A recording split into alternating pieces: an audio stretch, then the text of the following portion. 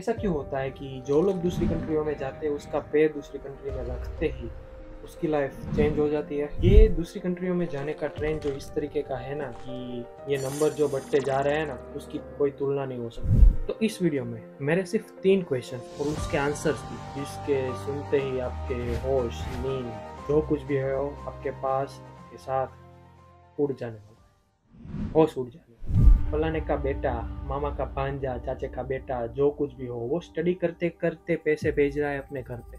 अगर वो पैसे भेजते ही है तो एक साल में 16 से 20,000 डॉलर कैसे इकट्ठे करते हैं? क्या स्टूडेंट का पूरा फोकस स्टडी पे ही है? 20, 25, 30 लाख स्टडी में इतने सारे खर्च करने के बाद भी स्टूडेंट्स पास तो होते हैं लेकिन उसका पूरा फोकस स्टडी में रियल। तो फिर ये जो वीक में 2 से 3 बार वो स्टोरी पोस्ट करता है और लोगों के मैसेज आते हैं, भाई तुम्हारे तो मजे है, नई गाड़ी, वो भी स्टडी करते करते कई बार डिप्रेशन का शिकार, कॉलेज की फीस कैसे भरे तो वो टेंशन, लेट रात तक बैठते बैठते असाइनमेंट्स करना, एग्जाम्स देना, मॉर्निंग में जल्दी से 5 बजे उठ के जॉब पे जाना, जॉब पे आके तुरंत कॉलेज जाना या फिर असाइनमेंट करना, सभी के जवाब मिलने वाला है। बात करता हूँ मैं स्टडी की।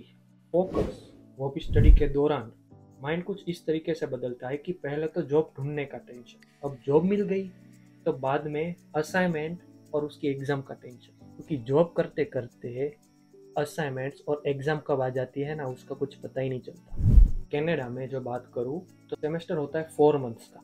उन 4 मंथ्स में 2 बार एग्जाम होती है, mid term and final. Mid term होती है हर 2 मंथ के बाद। अगर वो फोकस करे तो करे किस में? अगर स्टडी पे फोकस करने गए तो जॉब जाएगी, और जॉब पे फोकस करने गए तो ये स्टडी में एग्जाम का। अगर एक सब्जेक्ट में फेल हुए तो उसकी फीस जो होती है ना, डोमेस्टिक नहीं नेशनल स्टूडेंट की फीस, एक सब्जेक्ट की फी 1000 से 3000 तक। ये मैंने कुछ अपना एवरेज बोला। और अगर इसमें फेल हुए तो मान लो जितने भी कमाए हो वो तो डालने ही पड़ेंगे, जो नहीं कमाए भाई 500 उधार दे दे, भाई 1000 उधार दे दे। ये है स्टडी का। वीक में अभी तो वीक में 40-40 घंटे तक काम लोगों को मिलता है। 30 से 20, 25, 30 से 40 घंटे तक तो काम मिल जाता है। लेकिन अगर वो 40 घंटे तक काम करे वीक में, वो भी बंदा या बंदी जो भी है, अगर वो 40 घंटे भी काम करता है तो मान लो 4 या 5 दिन उसको काम करना पड़ेगा। और अगर काम करते हैं तो सोना भी पड़ेगा, और अगर सोते हैं तो खाना भी बनाना पड़ेगा, कुछ साफ सफाई जो भी है वो सब कुछ करना पड़ेगा वीक में, जो पॉसिबल है। लेकिन उसके साथ साथ स्टडी भी पॉसिबल। सो कहने का मतलब ये है कि स्टडी के साथ जॉब करना वो पॉसिबल है, नामुमकिन नहीं। और उसमें भी अगर 3 साल का कोर्स लिया हुआ है तो भाई आपकी तो लग जाने वाली। 3 साल में आपने ऑलरेडी 1 साल की फीस पे करी हुई है, 2 साल की फीस आपको इकट्ठी करनी है। चलो मान लो उसमें से 6 या 8 मंथ्स आपके कोप है। अगर कोप का कोर्स है मीन्स कंपनी में आपको जॉब लग सकती है, अपॉर्चुनिटी मिलती है 8 मंथ्स में। फिर भी वो कवर होना मुश्किल तो नहीं है, लेकिन समझ गए वो है। तो ये स्टडी का मामला कुछ इस तरीका है। अब मैं बात करूँ तो गाड़ियों की। ये जो लोग गाड़ियाँ लेते हैं को स्टोरी पे भी देखने को मिलेगा कि फलाने का ढिमका का पूछड़ा का भाई बेटी बेटा सबने स्टडी कर रहा है फिर भी गाड़ी ली। हाँ भाई ली होगी। उसमें 2 तरीके की सिचुएशन हो सकती है, या तो उसकी फीस, कॉलेज की फीस पूरी निकल चुकी है, और दूसरा किस्सा ये है कि या तो हस्बैंड वाइफ है, एक की जॉब और कॉलेज दोनों चल रही है और एक सिर्फ जॉब कर रहा है, क्योंकि वो डिपेंडेंट होते हैं। सो वो लोग गाड़ियाँ अफोर्ड कर सकते हैं। और यहाँ पे गाड़ियाँ 5000 से लेके 60,000 तक या फिर उससे भी बड़ी, टेस्ला की बात यहाँ पे नहीं हो रही, अफोर्ड जो कर सकते हैं उसकी बात हो रही है।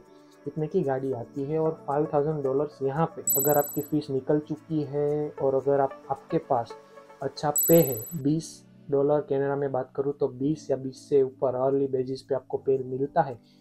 या तो फिर अगर आप स्पाउस पे डिपेंडेंट है, हस्बैंड वाइफ है, तो यहाँ पे ये लोग गाड़ी ले सकते हैं, क्योंकि गाड़ी का खर्चा अगर आपने पैसों पे ली है कैश में देकर तो फिर आपको सिर्फ इंश्योरेंस और पेट्रोल का खर्चा ही है, नथिंग एल्स। बाकी गिने चुए परचूरन खर्चे आते हैं लेकिन उतने ज़्यादा आते नहीं हैं।